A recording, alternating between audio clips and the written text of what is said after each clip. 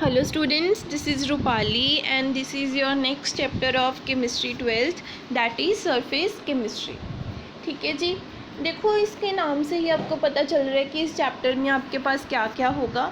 आप इस चैप्टर में बेसिकली सरफेस के साथ जितने भी फिनोमिनाज रिलेटेड होते हैं, सरफेस के ऊपर जितनी भी रिएक्शंस होती हैं, ठीक है, उन सब के बारे में आप स्टडी करोगे इस चैप्टर में। ठीक है, तो स्टार्ट करते हैं हम इंट्रोडक्शन से। सबसे पहले हमारी सरफेस केमिस्ट्री क्या होती है। ठीक है, ये वो ब्रांच है आपकी केमिस्ट्री की जिसमें आप सरफेसेस और इंटरफेसेस के बारे में स्टडी करते हो बेसिकली। ठीक है, किसके बारे में स्टडी करते हो? सरफेसेस और इंटरफेसेस। अब देखो दोनों में क्या डिफरेंस होता है।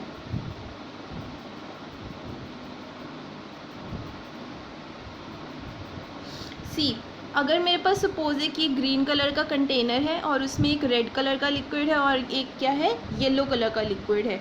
इन दोनों लिक्विड्स के बीच में जो आपके पास ये बाउंड्री है ना, वो हमारे पास क्या है? इंटरफेस। ठीक है, और ऊपर वाला लिक्विड जो है उसकी जो बाउंड्री है उसको हम क्या बोल रहे हैं? सरफेस बोल रहे हैं।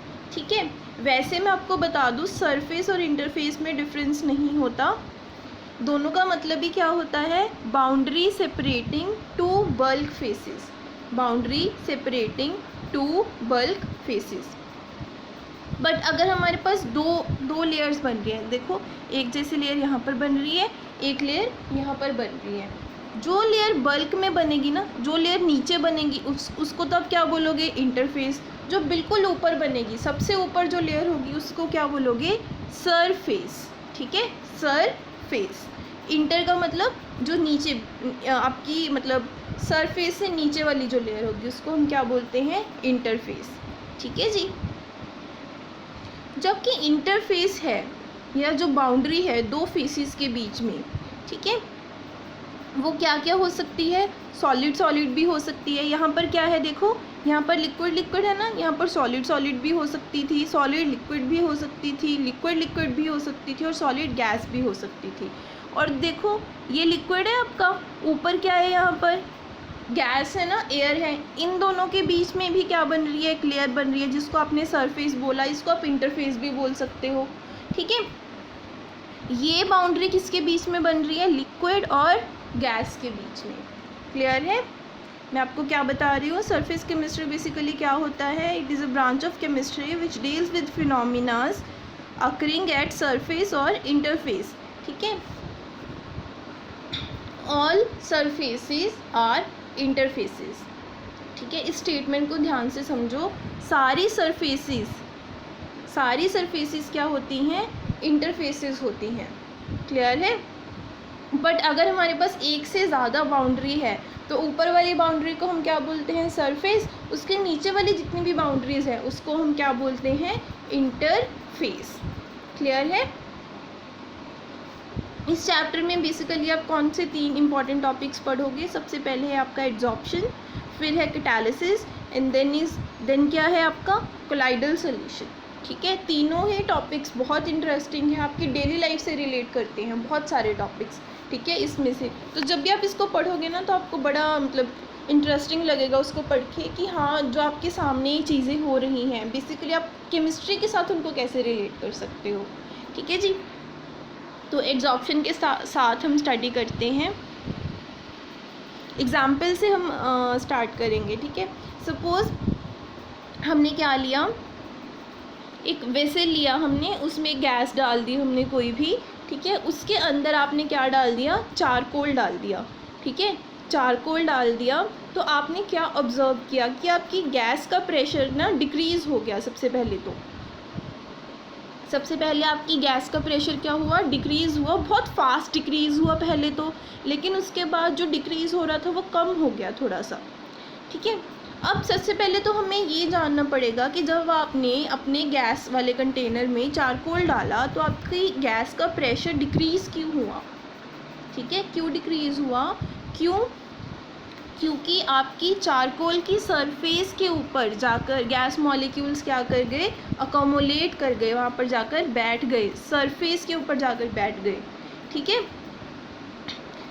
और क्या ऑब्जर्व किया आपने कि most of the gas molecules remains only on the surface and do not penetrate into the bulk of solid.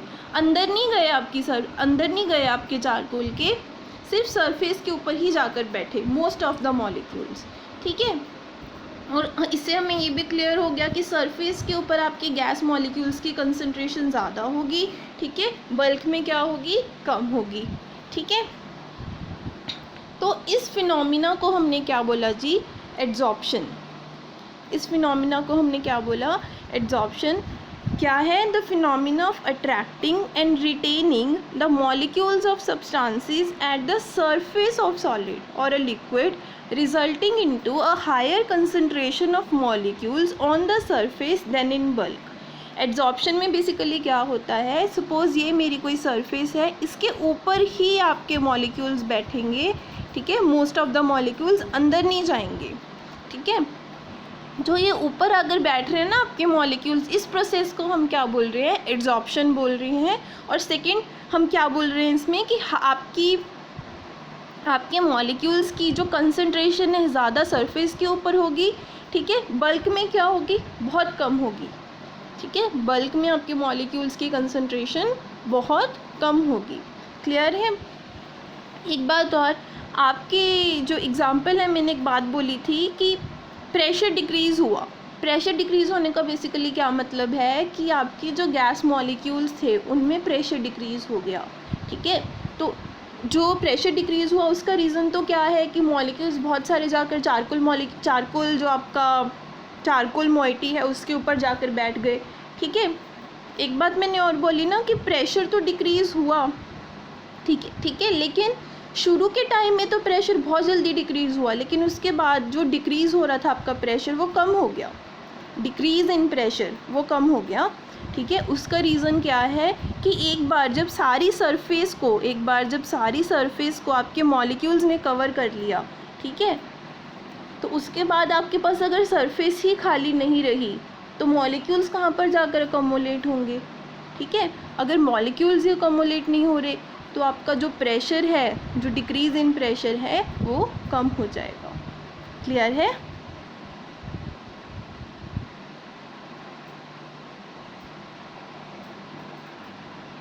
और हम क्या बोल सकते हैं, एड्जॉर्प्शन बेसिकली आपका क्या होता है, the phenomena of higher concentration of any species at the surface than in bulk. Basically adsorption क्या है, सरफेस के ऊपर ही अगर कोई चीज़ रहे, ठीक है, बल्क में वो कम से कम जाए, उस चीज़ को आप क्या बोलते हो, एड्जॉर्प्शन। AD है एड्जॉर्प्शन। एक होता है एब्जॉर्प्शन, बी और डी में डिफरेंस है। एब्जॉर्प्शन में क्या होता है कि आपके जो मॉलिक्यूल्स हैं ना जी, वो बल्क में ही जाते हैं ज़्यादा। ठीक है, सरफेस के ऊपर नहीं रिसाइड करते, वो बल्क में जाते हैं। ठीक है, एड्जॉर्प्शन में क्या है बेसिकली कि आपकी सरफेस के ऊपर ही मॉलिक्यूल्स रहेंगे ज़्यादा से ज़्यादा, सरफेस के ऊपर हायर कंसंट्रेशन होगी आपकी स्पीशीज़ की। इसकी एग्जांपल्स हैं, देखो, सिलिका जेल के ऊपर अगर आप सिलिका जेल के ऊपर अगर आप वाटर डालोगे तो वो सरफेस के ऊपर ही रहेगा, अंदर नहीं जाएगा। ठीक है, सिमिलरली अगर आप चारकोल के ऊपर H2 गैस डालोगे, अमोनिया गैस डालोगे, O2 गैस डालोगे, तब भी वो क्या करेंगे, सरफेस के ऊपर ही रहेंगे, चारकोल के अंदर नहीं जाएंगे। क्लियर है।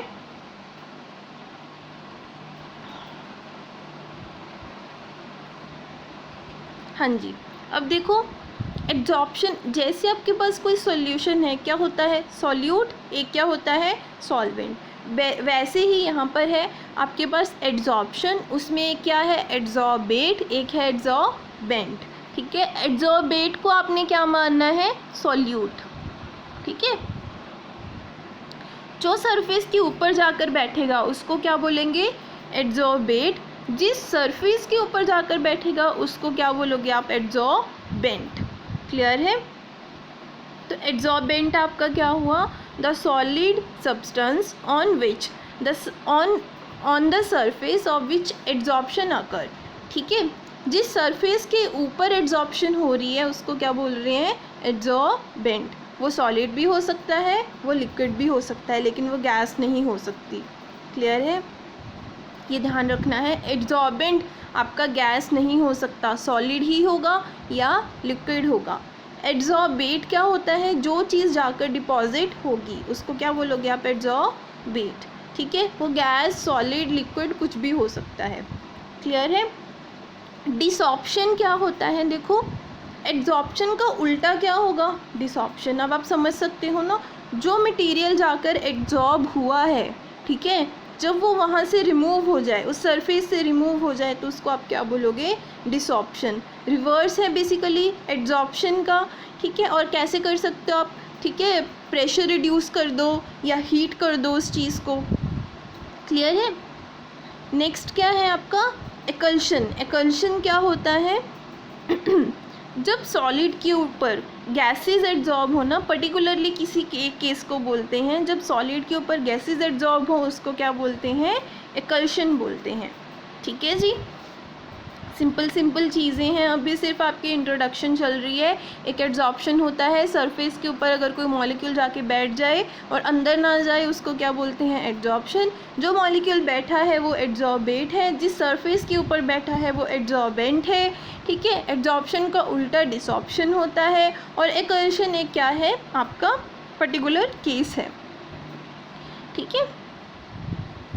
अब हम देखते हैं कि बेसिकली एड्जॉर्प्शन होता कैसे है। सबसे पहले हमें पता है ये सरफेस फिनोमिना है, सरफेस पर ही होगा। तो मैंने क्या किया, एक अपना मैंने यहाँ पर आपका बेसिकली एक कंटेनर लिया है, उसमें मैंने लिक्विड ले लिया, ठीक है। ये आपकी सरफेस है, ये आपका लिक्विड है, और ये क्या है, एयर है बेसिकली, ठीक है। मैंने आपके लिक्विड के मॉलिक्यूल्स ड्रॉ किए हैं यहाँ पर, ये इन बिटवीन है, ठीक है, और ये क्या है, सरफेस के ऊपर है, क्लियर है। अब आपको पता है कि ये सारे मॉलिक्यूल्स इस आपके जो आपके लिक्विड के मॉलिक्यूल्स हैं वो क्या लगाएंगे, फोर्सेस लगाएंगे ना, हर मॉलिक्यूल फोर्सेस लगाएगा। लेकिन जो बल्क के अंदर आपके मॉलिक्यूल्स हैं वो इस शेप में है, देखो इसकी फोर्स इस साइड लग रही है, इसकी फोर्स क्या लग रही है, इस साइड, दोनों क्या कर देंगे, कैंसिल आउट। सिमिलरली ये और ये भी कैंसिल आउट, सिमिलरली ये और ये भी कैंसिल आउट। तो आप देख सकते हो सारी फोर्सेस क्या हो रही हैं, कैंसिल आउट हो रही हैं, ठीक है। बल्क में जो आपके मॉलिक्यूल्स के ऊपर अपनी फोर्सेस है ना, वो सारी क्या हो रही हैं, कैंसिल आउट हो रही हैं। इसीलिए बल्क में आपका जो मॉलिक्यूल पड़ा है वो क्या है, स्टेबल है, क्लियर है। बल्क में आपका लिक्विड मॉलिक्यूल स्टेबल है। क्यों स्टेबल है, क्योंकि नेट इंटरमॉलिक्यूलर फोर्सेस वहाँ पर क्या है, ज़ीरो हैं।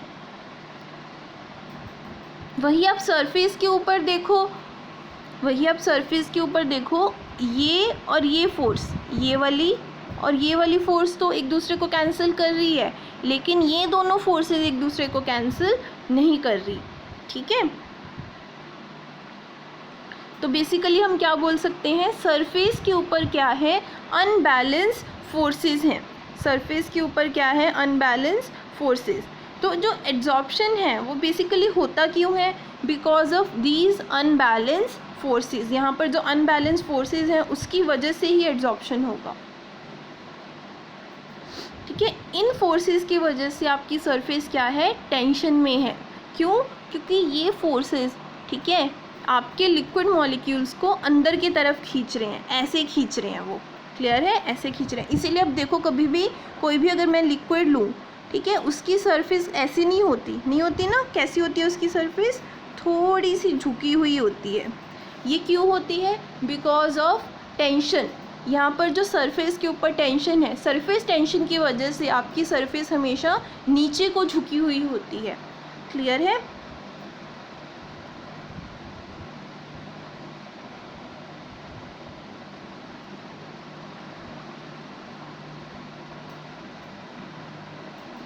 अब जो आपके सरफेस के ऊपर जितना भी लिक्विड या सॉलिड मॉलिक्यूल्स हैं वो क्या चाहते हैं, बेसिकली जो यहाँ पर रेसिड्यू फोर्सेस हैं या अनबैलेंस फोर्सेस हैं वो अगर कैसे भी बैलेंस हो जाएं, वो अगर कैसे भी बैलेंस हो जाएं तो आपकी सरफेस क्या हो जाएगी, स्टेबल हो जाएगी, टेंशन क्या हो जाएगी, रिड्यूस हो जाएगी। हर बंदा चाहता है ना कि उसकी टेंशन कम हो जाए, ठीक है। हर स्पीशी का ये नेचर है कि उसकी टेंशन किसी ना किसी वे से रिड्यूस हो जाए। सिमिलरली ये सरफेस भी क्या चाहती है कि उसकी टेंशन रिड्यूस हो जाए।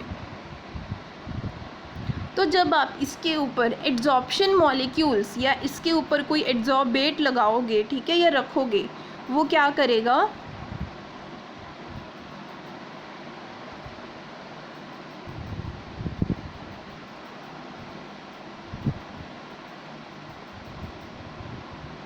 हाँ जी, तो वो क्या करेगा आपका बेसिकली उन फोर्सेस को क्या कर देगा, स्टेबल कर देगा, उन फोर्सेस को, उन अनबैलेंस फोर्सेस को बैलेंस कर देगा, जिसकी वजह से आपकी सरफेस टेंशन क्या हो जाएगी, रिड्यूस हो जाएगी, ठीक है। इसी प्रोसेस को हम क्या बोलते हैं, एड्जॉर्प्शन।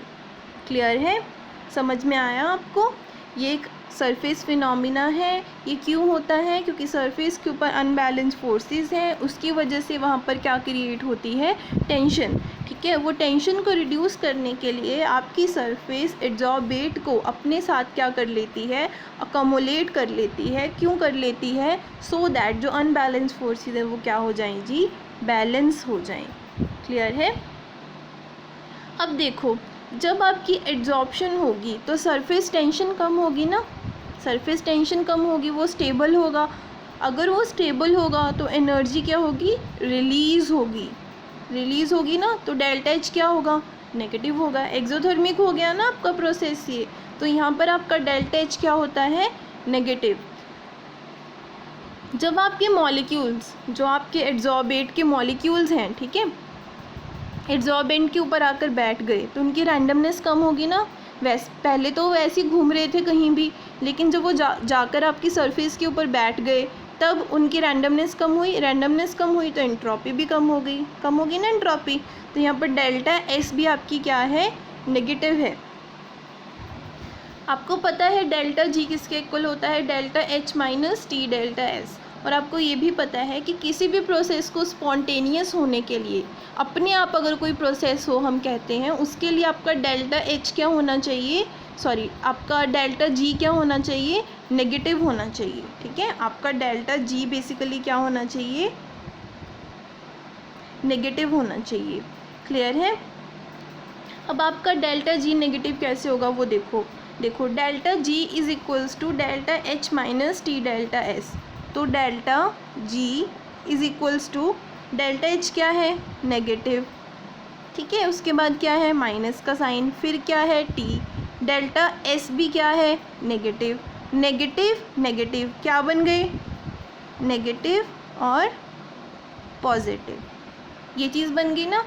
अगर ये वाला टर्म बड़ा होगा, ये वाला टर्म बड़ा होगा, तभी आपका डेल्टा एच नेगेटिव आएगा ना। क्लियर है ना ये बात। मतलब अगर आपका डेल्टा,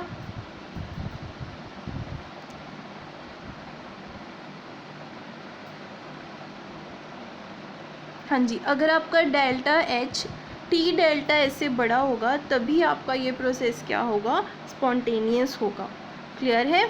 ये कंडीशन है कि एड्जॉर्प्शन प्रोसेस स्पॉन्टेनियस कब होगा, जब आपका delta H T delta S से बड़ा होगा। ये टर्म ये भी इम्पॉर्टेंट है, डेल्टा एच नेगेटिव होता है, डेल्टा एस नेगेटिव होता है, और डेल्टा जी नेगेटिव होने के कंडीशन क्या है कि delta H T delta S से बड़ा होना चाहिए, उसका मैग्नीट्यूड बड़ा होना चाहिए। क्लियर है। ठीक है जी। और आपके मैकेनिज़्म में हमने और क्या स्टडी किया है, ठीक है, क्या स्टडी किया है, जैसे जैसे एड्जॉर्प्शन प्रोसीड करती है ना, डेल्टा एच आपकी जो टर्म है वो छोटी छोटी होती रहती है, टी डेल्टा एस क्या है, बड़ी बड़ी होती रहती है, ठीक है। एक पॉइंट के बाद आकर दोनों टर्म्स क्या हो जाती हैं, इक्वल, दोनों टर्म्स क्या हो जाती हैं, इक्वल हो गई, तो डेल्टा जी क्या हो गया आपका, ज़ीरो। इस स्टेट को हम क्या बोलते हैं, एड्जॉर्प्शन इक्विलिब्रियम। एड्जॉर्प्शन इक्विलिब्रियम क्या होता है, जब आपका डेल्टा जी ज़ीरो हो जाएगा, जब आपका डेल्टा एच और टी डेल्टा एस एक दूसरे के क्या हो जाएगा, इक्वल हो जाएगा। क्लियर है।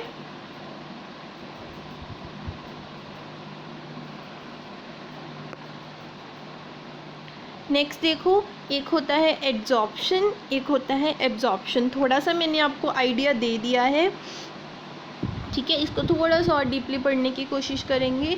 देखो, अगर मैं किसी, जैसे आपके पास चौक है सपोज, ठीक है, ये आप घर पर भी करके देख सकते हो। आपका जो चौक है ना, उसको आप इंक में डिप कर दो, उसको आप इंक में डिप कर दो, तो आप क्या देखोगे, सरफेस जो है चौक की वो सारी ब्लू हो जाएगी, ठीक है। वो ब्लू होने की वजह क्या है, एड्जॉर्प्शन, ठीक है। वो ब्लू होने की वजह क्या है, एड्जॉर्प्शन। लेकिन जब आप उस स्टिक को मतलब आप उस स्टिक को तोड़ोगे ना, चौक की स्टिक को, तो अंदर से वो क्या होगी, वाइट होगी। मतलब आपका जो इंक है वो सिर्फ किसके ऊपर आया है, सरफेस के ऊपर, अंदर नहीं गया है वो, अंदर नहीं गया है वो, ठीक है। लेकिन आपकी इंक में ना एक सॉल्वेंट होता है, हम बोल सकते हैं ट्रांसपेरेंट सॉल्वेंट होता है, ट्रांसपेरेंट लिक्विड होता है, वो अंदर चला जाएगा, वो चौक के अंदर चला जाएगा, ठीक है। और उस प्रोसेस को हम क्या बोलते हैं, absorption. The solvent of ink goes deeper into the stick due to absorption. और उसका ब्लू कलर किसकी वजह से आएगा, एड्जॉर्प्शन की वजह से। क्लियर है।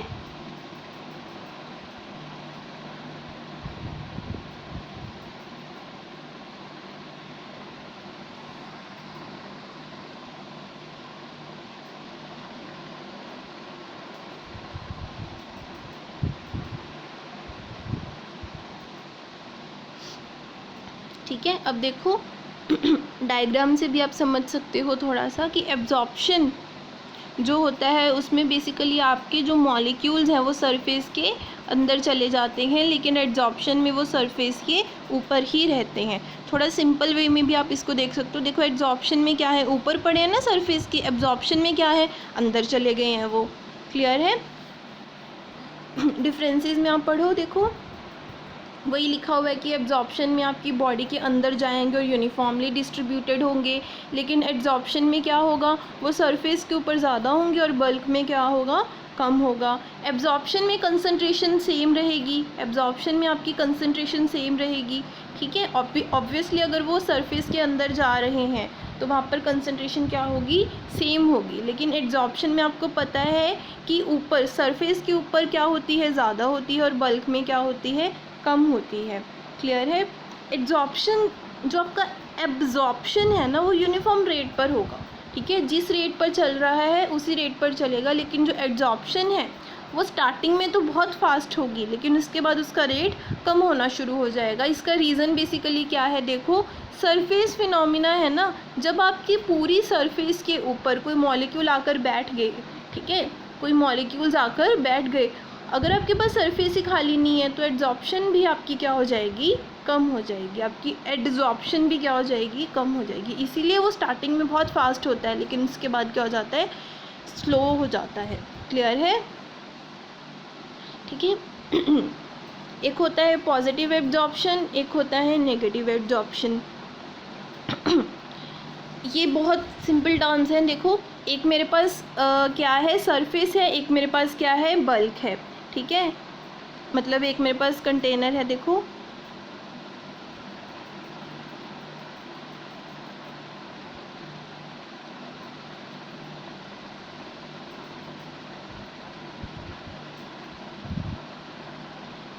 हाँ जी, एक मेरे पास कंटेनर है,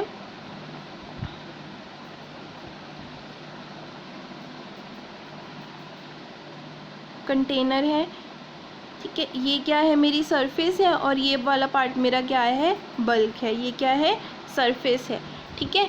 जब आपका एड्जॉर्बेट सरफेस के ऊपर ज़्यादा होगा तब आप उसको बोलोगे पॉजिटिव एड्जॉर्प्शन, ठीक है। लेकिन जब आपका एड्जॉर्बेट सरफेस के ऊपर कम होगा उसको क्या बोलोगे, नेगेटिव एड्जॉर्प्शन। किसके रिलेटिव बात कर रहे हो, बल्क के रिलेटिव, ठीक है। क्लियर है। जब आपका सरफेस के ऊपर एड्जॉर्प्शन ज़्यादा होगा तो बोलोगे पॉजिटिव, जब सरफेस के ऊपर एड्जॉर्प्शन कम होगा उसको क्या बोलोगे, नेगेटिव, ठीक है। ये मैंने आपको एग्जांपल दिया है। जब आप KCl में चारकोल डालते हो तो वो क्या शो करता है, सॉरी, जब आप concentrated solution of KCl use करते हो चारकोल के ऊपर तब तो क्या होगी, पॉजिटिव एड्जॉर्प्शन। जब आप डाइल्यूट सॉल्यूशन यूज़ करोगे KCl का तब क्या होगी, नेगेटिव एड्जॉर्प्शन। क्लियर है जी? तो यहाँ पर आपकी एड्जॉर्प्शन की इंट्रोडक्शन कंप्लीट हो गई है। ठीक है, आप इसको अच्छे से पढ़ो, ये टॉपिक बहुत इंटरेस्टिंग है, डेली लाइफ के साथ रिलेट करके देखो इन टर्म्स को। ठीक है, अगर आपको कोई भी क्वेरी है इस वीडियो के रिलेटेड आप कमेंट सेक्शन में पूछ सकते हो, या आप जो नंबर दिया हुआ है उसके ऊपर भी अपनी क्वेरी क्लियर कर सकते हो। ठीक है जी।